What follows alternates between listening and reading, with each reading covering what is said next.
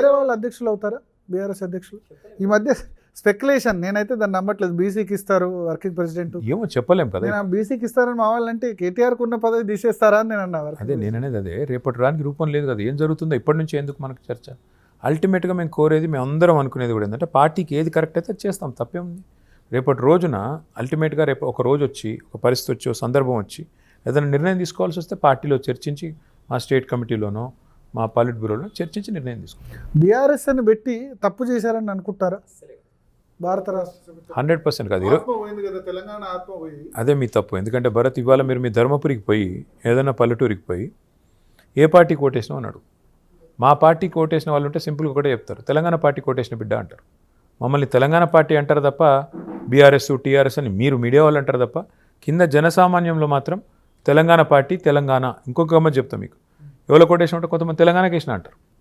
కాబట్టి మా ఆత్మ తెలంగాణ, మా డిఎన్ఏ తెలంగాణ, మా జెండా మారలేదు, మా నాయకుడు మారలేదు, మా ఎన్నికల సింబల్ మారలేదు, మా డిఎన్ఏ మారలేదు. తప్పేముంది? ఫక్తు రాజకీయ పార్టీగా రూపాంతరం చెందుతున్నామని 14లో బాహాటంగా బాజాప్తాగా చెప్పి చేస్తున్నాం కదా బ్రదర్. మేము ఇందులో ఏం దాచుకొని చేస్తలేము కదా.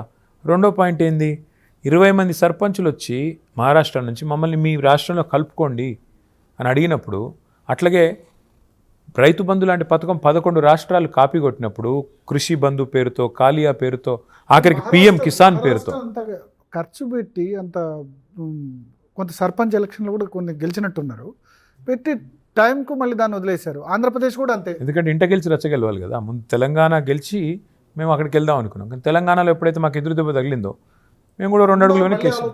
డెఫినెట్గా ఉంది, ఎందుకు ఉండకూడదు? తెలంగాణ వాడి పవర్ ఒకవేళ దేశం మొత్తం చాటే సందర్భం వస్తే తప్పే ఉంది. ఇప్పుడు మోడీ గారు అత్యవసర మార్కులతో మన పాస్ అవ్వలేదు, ఫెయిల్ అయ్యారు. నిజానికి 240 సీట్లు వచ్చినాయి, ఏదో ఇతరుల మద్దతుతో నడుపుతూ ఉన్నారు. ఇప్పుడు రేపటి రోజున 30 సీట్లు బీఆర్ఎస్కి వచ్చినాయి అనుకోండి, మహారాష్ట్రలో తెలంగాణలో కలిపి, తప్పేముంది? ఏమైనా జరగచ్చు కదా. ఆంధ్రప్రదేశ్ రాజకీయాలు ఇంట్రెస్ట్ ఉందా గమనిస్తున్నాము, అంతే తప్ప ఇప్పుడు అందులో పోయి దూరం అర్జెంటుగా జగన్కు సపోర్ట్ చేశారు. నెక్స్ట్ కూడా కంటిన్యూ ఉంటుందా జగన్కు మీ మద్దతు? జగన్కి ఎక్కడ సపోర్ట్ చేశాం మేము? Not at all. మేము అల్టిమేట్గా మీరు గుర్తుపెట్టుకోండి, చంద్రబాబు నాయుడు గారు ఆనాడు మాకు వ్యతిరేకంగా తెలంగాణలో కాంగ్రెస్తో పొత్తు పెట్టుకున్నారు. సహజంగా ఏమంటాం మేము, మమ్మల్ని ఓడించడానికి వచ్చినప్పుడు రిటర్న్ గిఫ్ట్ ఇస్తామని చెప్పాము, ఇచ్చాము, తప్పేం? బస్ మీకు అల్టిమేట్గా రాజకీయాల్లో మాకు అందరూ ఫ్రెండ్సే. నాకు లోకేష్ గారు మంచి ఫ్రెండు, జగన్ గారు ఒక అన్న, కళ్యాణ్ గారు కూడా ఫ్రెండు. నేను ఇప్పుడు ఎవరితో ఉన్నావు నువ్వు అక్కడ అంటే నేను ఏం చెప్పాలి మీకు? నేను ముగ్గురు కూడా నాకు బాగా తెలుసు.